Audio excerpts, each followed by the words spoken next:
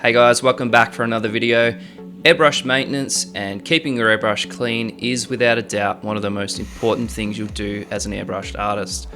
You'll use the micro brushes, pointy nose pliers, spray gun lube, and of course whatever airbrush you're going to be cleaning. In this case it's an Iwata.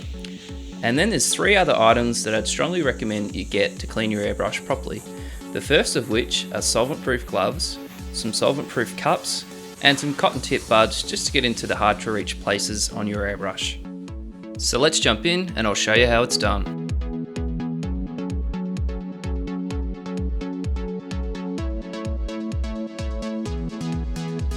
So guys, I'm really big on safety, and you definitely want to make sure that you have a pair of these Automotive solvent-proof gloves when working with thinners or any type of automotive paint. I've had infections in my hands in the past and they're not fun. You'll get a bit of a shock once you get an infection in your finger. It is really painful when you get thinners in it. So just make sure you get these gloves. They're super cheap. I'll leave a link below on what brand I use and recommend. And you can get a whole box of about 200 for I think about $10. So yeah, definitely get yourself a set. I also generally like to have two small cups of gun wash, one just to put the actual small parts of the airbrush in, and that just sort of soaks and will get rid of any dry paint or anything that might have built up inside the airbrush. The second cup I like just to use and keep it a bit cleaner, just so I can put the cotton tip buds in there, and maybe if I need to put like a rag in just to get a bit of thinners on that too. So yeah, just as a general rule of thumb, you don't have to do it like this. You can just have one larger cup and put all your bits and pieces. You can put the whole airbrush in if you really wanted to let it soak for a little bit. Just be sure not to leave the airbrush in the thinners for too long, because the actual O-rings can decompose if you leave them in for too long, and then your airbrush won't be airtight any longer. Now what I'm doing here is obviously using the pointy nose pliers with some masking tape to just hold the back part of the airbrush, which is the needle chucking guide. It's a 3-part component. There's a spring inside. You have to be careful when you take that out that the spring doesn't sort of shoot off. I'm just putting in a little bit of thinners because it was actually really tight. The paint had been sitting in there for quite some time and I couldn't actually get it out. So the thinners will just get in there and just sort of eat away at the dry paint. Now again, just using the pliers to pull out that needle, you can see there's a lot of dry paint on there. Their actual airbrush had been sitting around for a few weeks before doing this tutorial, so it's actually a good example just to show you how hard an airbrush can be to pull apart if you don't do it straight after you've worked with the airbrush. So put that aside now, and I'm just removing the trigger of the airbrush, and now I'm going to grab the pliers again, just unwind that a little bit further. Now just be careful, I've actually taken the nut off the back of the airbrush here, and there's a very good chance if I wasn't paying attention I could actually lose the spring inside of the airbrush, and then you know it's obviously not going to work properly. So take your time. I'm lucky in the fact that the dry paint's holding it all together. You can see that it's in the gum wash now, so all the dry bits of paint and everything that had sort of built up over the last few weeks is starting to decompose. Now moving on to the cup, it's generally one of probably the most dirtiest parts of the airbrush. I'm just putting some gum wash in there, again just letting that sort of soak into the dry paint. What you want to do is grab your rag after you've dipped it into your thinners or gum wash, and just put it into your, sort of wrap it around your finger, put it into the cup of the airbrush, and you can see, look at all the grime and dirt and everything that's come out. Now I'll grab some of the cotton tips and just go into the rear of the airbrush. You can see straight away as soon as I pull that out, look at all the dry paint and everything that was stuck inside that part. A lot of people when they clean the airbrush, they kind of just forget that the paint can actually get all the way into the back component of the airbrush. So it's kind of like a bit of a rinse and repeat cycle. Get in, get as much paint out as you possibly can using the cotton tip buds or the micro brushes.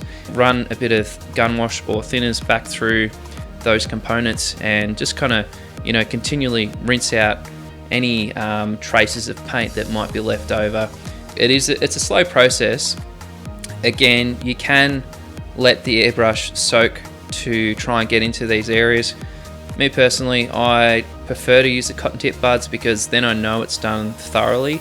I know I've got every last stroke of dry paint or anything that might be stuck in there out of the airbrush completely. So it is time consuming, but when you are working on an expensive project, you know you're doing it properly.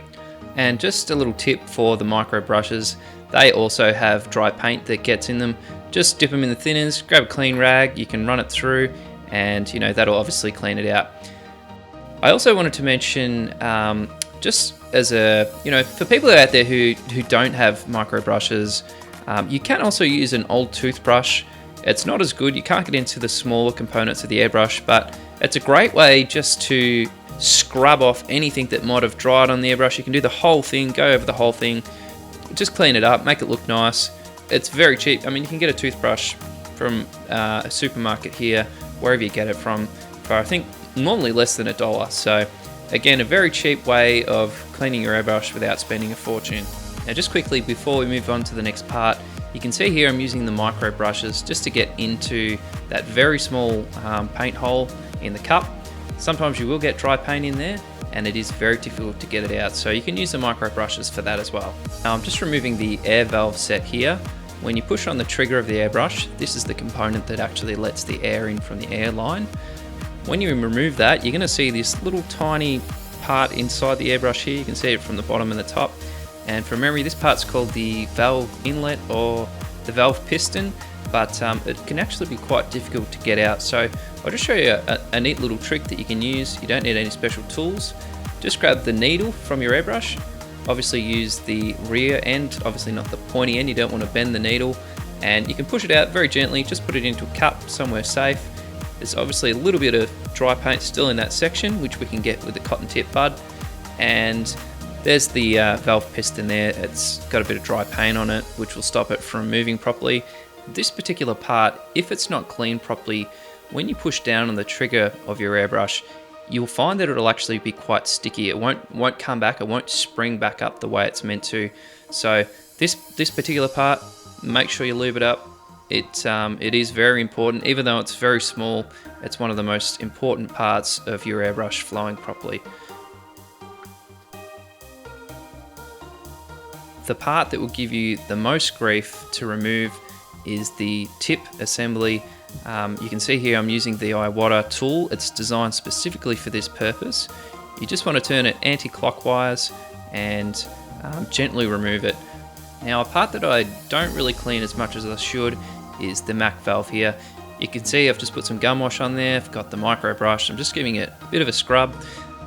I don't find that they get that dirty all that often unless you have a bit of paint spillage, but if it is quite stiff or it's sort of not screwing in or unscrewing the way it should be, you can just give it a bit of a clean, and you can actually take that whole component out if you need to, but for the point of this exercise, I'm just going to give it a bit of a clean with the micro brush. Final component we're going to clean is the needle, which as you've seen in the beginning of the video was extremely dirty. It had a lot of dry paint on it, but you'll find if you put a bit of thinners on your rag and just run the needle through your fingers, you'll be able to get it all off very, very easily.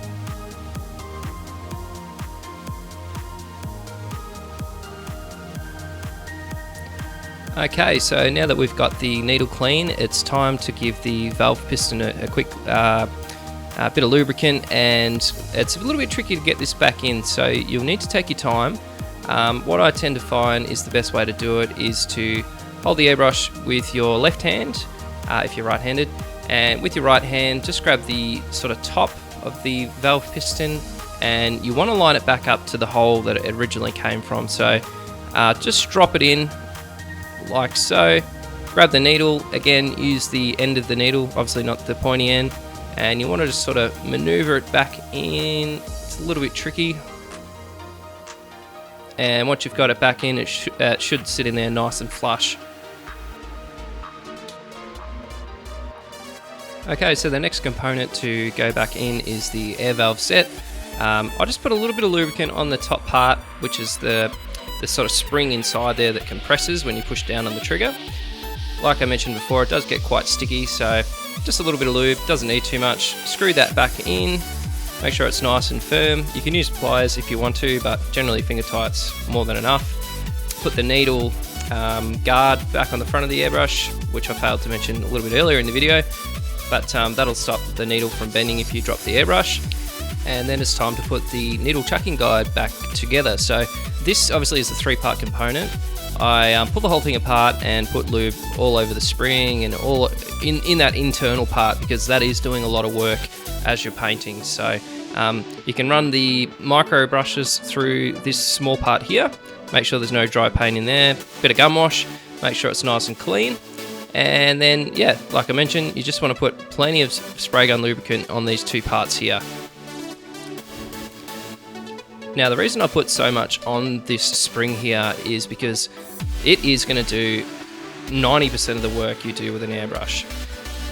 One thing I actually missed when I was doing this whole video was this actual 3-part component, the needle chucking guide, was broken. So if you have a look at the front of it, it actually has a component that sits in behind the trigger, and that aligns the whole component into the center of the airbrush. But for the point of this exercise, just imagine that's there.